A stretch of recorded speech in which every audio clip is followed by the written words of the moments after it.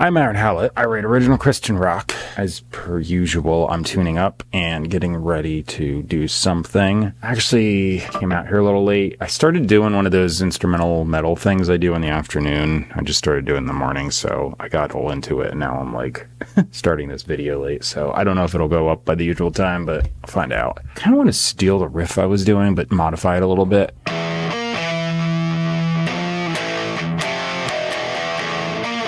And then kind of go into like an E Phrygian. All right, I think I got it.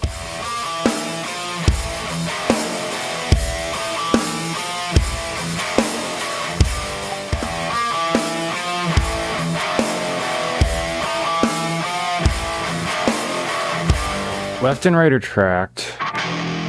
All right, I've been dubbing everything I do with this super low octave, but I've got to choose whether I want to do the whole riff or just sections to accent.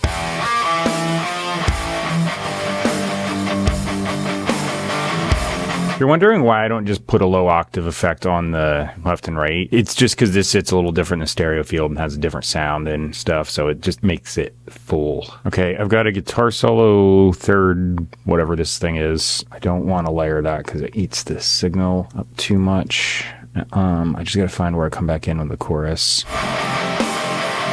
Okay, I'm going to just track a little end riff on both of these. Let me just double check that I'm in tune.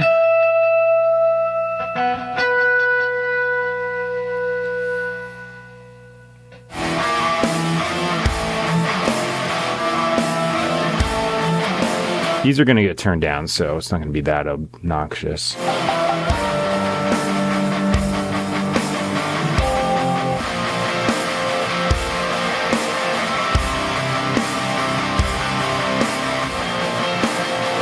They get turned down, but they just add a lot of texture to the chords that you can't hear with just the distortion. Guitar solo, I shifted up, basically doing the chorus in F major. Let's shift up to...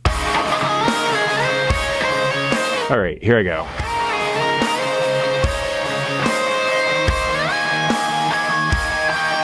That's a good guitar solo. Bass guitar, so I've got to grab that.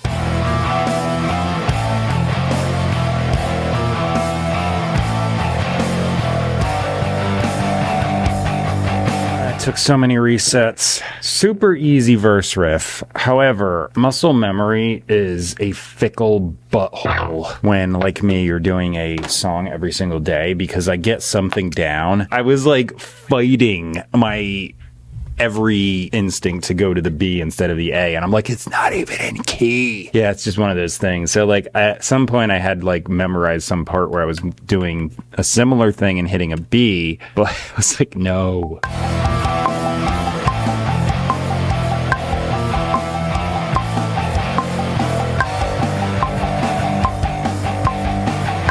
I just ran into the house, grabbed something to drink really quick, put lyrics down on the way. I just like talk text them in quick. I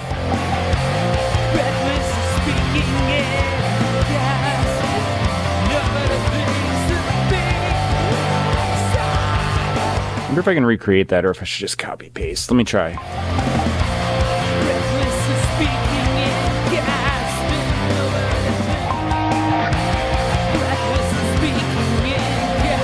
I just tried the last chorus a couple times because I got the second one pretty good, but I didn't like the way I was doing the last one.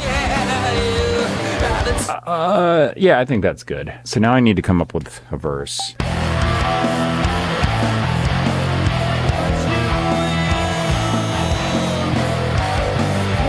I think that's it. Did a couple variations of the verse. I kind of settled on what I did. So I'm going to call the song Blame. I don't think I have any other songs named that, and I do have to actually check because I've got so many freaking songs. These come together by just improvising, following a general outline, and seeing what the heck happens. I come out here every morning and write a song. I just have the approach of doing it every day because I just feel like even if I come out here and write a song and it absolutely sucks, I still got practice in. So I'm just doing this, and I don't care if this is like the best thing you've ever heard or the worst thing you've ever heard. None of that matters. This is just me coming out and doing this for the sake of doing it. And I feel like from where I started to now, I've improved. Whether I'm decent or not is subjective, but I have made improvements and learned a bunch. So yeah, the lyrics I put down are going to be in the bottom of the description box. They're copy pasted there. I was going to show them to you, but my phone's closed and I don't feel like opening up the app again. Yeah, they're going to be down there though. The middle of my description box has where you can find me online, purchase and stream my music. So iTunes, Amazon, Spotify are at the top of the list, but then there's a whole bunch of other online retailers. And if you use anyone's in that list, supposedly I am up there. And if you just see the one you use, type my name in their search bar, type my name, Aaron Hallett, same as YouTube channel, you should find me. The top thing I've got in my description box is a link to the best Bible teaching I know of. I see a lot of really bad stuff. Just say like scrolling YouTube, I see a lot of really bad recommendations. The one thing I can say without trying to be like super mean about stuff is just that everything else I see has some kind of subjective thing piled on. So traditional, denominational, personal, whatever, I can go down a list. Baggage that gets piled on skews the meaning, and then everything gets pushed in the wrong direction. So the teaching here is really unique. They just go translation, grammar from the original languages, whole thing in context, text in context, because text out of context is error, bird's eye view of the whole thing, and just pulling together what exactly the writers were intending when they wrote the stuff down. So it's just that. It's just teaching. I think it's a great resource, and I put it there for that reason. If anyone's looking around, this will bypass you right through all of the other stuff that's out there. If you want to keep seeing me awkwardly make videos and write music, subscribe, like, comment, share.